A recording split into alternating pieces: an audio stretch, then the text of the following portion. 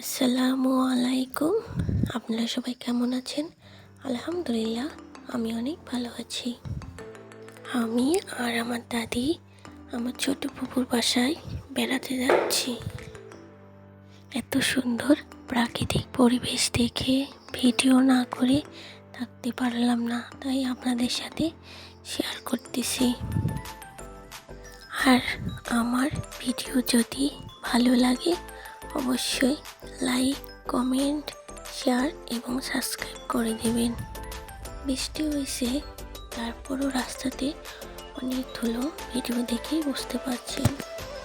ধুলোতে চোখ মুখ একদম বাজে হয়ে গেছিল। তারপরও অনেক আনন্দ লাগছিল। অনেক দিন পর ফুপুর বাসায় বেড়াতে যাচ্ছি। আর এই রাস্তাটা বড় করা হচ্ছে, নতুন করে ঠিক করা হচ্ছে, পিচ করা হচ্ছে, এই জন্য রাস্তাতে এত জ্যাম ছিল। সবাই ভালো থাকবেন।